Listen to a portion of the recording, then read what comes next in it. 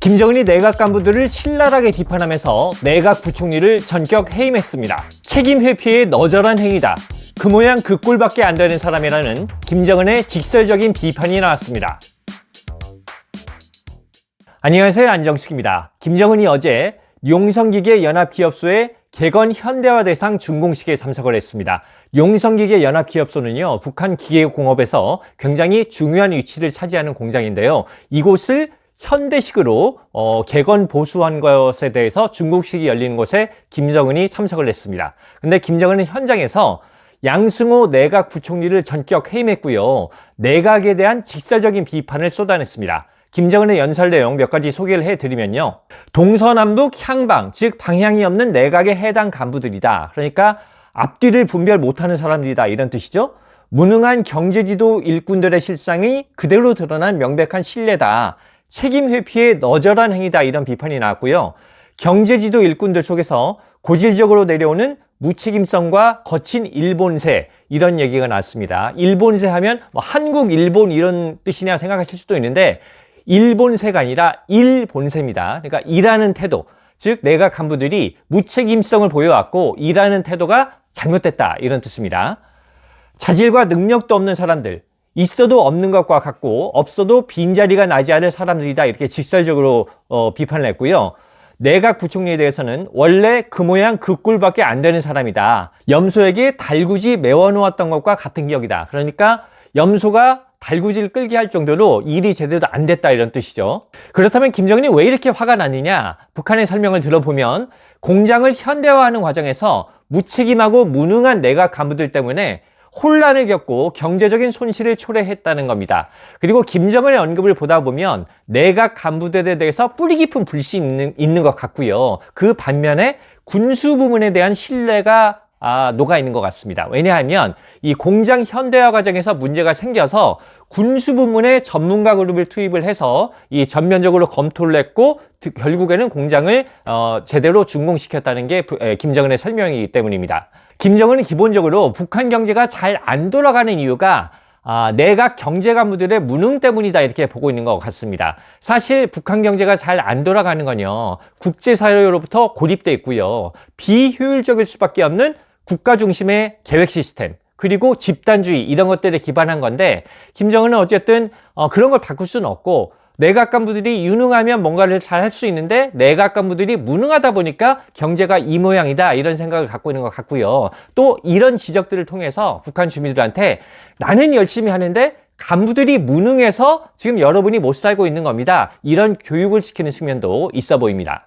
김정은이 또 한 가지 신랄하게 비판한 부분이 보신주의입니다. 그러니까 이제 공장 현대화 과정에서 내각이 일을 제대로 못하니까 군수부문 간부들을 투입시켰다는 거 아닙니까?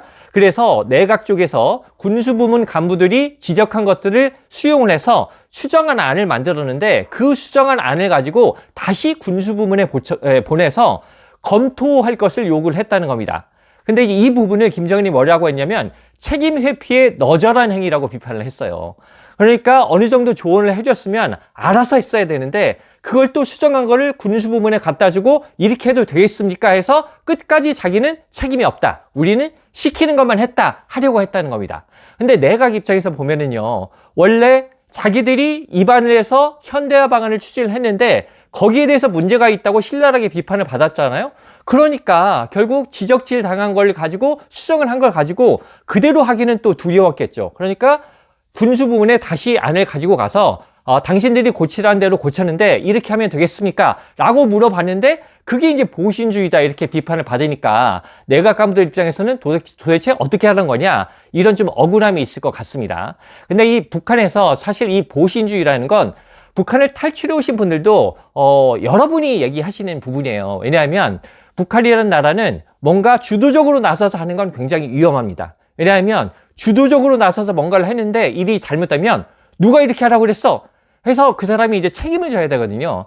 근데 북한에서의 책임은 우리 사회 같으면 뭐가 문제가 생기면 사표 나가면 되잖아요. 근데 그걸로 끝나는 게 아니라 북한에서는 자칫 잘못하면 책벌을 받아서 산간 오지로 쫓겨난다거나 아니면 이제 정치적인 문제로 비화가 되면 자기뿐만 아니라 자기 가족들까지 다 정치범 수용소에 끌려가야 되거든요.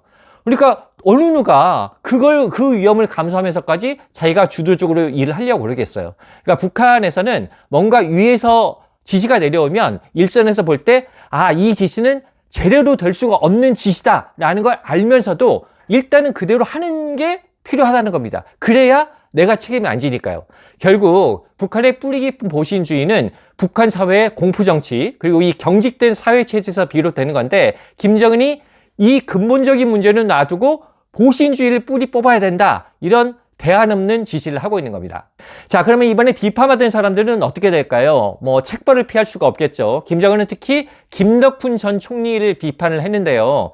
당시 내각 총리가 일을 되는 대로 해먹었다, 이런 표현도 썼고요. 당시 총리와 내각의 무책임성을 잘 알 수 있다, 이런 얘기도 했습니다. 실제로 김덕훈 전 총리가 지난해 12월에 있었던 노동당 8기 13차 전원회의 이후로 공개석상에서 모습을 보이지 않고 있거든요. 그러니까 김덕훈은 이미 처벌에 들어갔을 가능성이 있어 보입니다. 하지만 이번에 비판받은 간부들이 정치범 수용소로까지 끌려가지는 않을 것 같습니다. 왜냐하면 김정은이 어떤 얘기를 했냐면, 반당을 했다고는 보지 않는다. 즉 당에 반대되는 행위, 즉 반동은 아니라는 얘기죠. 정치범은 아니라는 얘기이기 때문에 정치범 수용소로 끌려가지는 않을 것 같고, 농장 등으로 좌천이 돼서 고된 노동을 하는 혁명과 같은 처벌을 받을 가능성이 있어 보입니다. 오늘은 여기까지였습니다.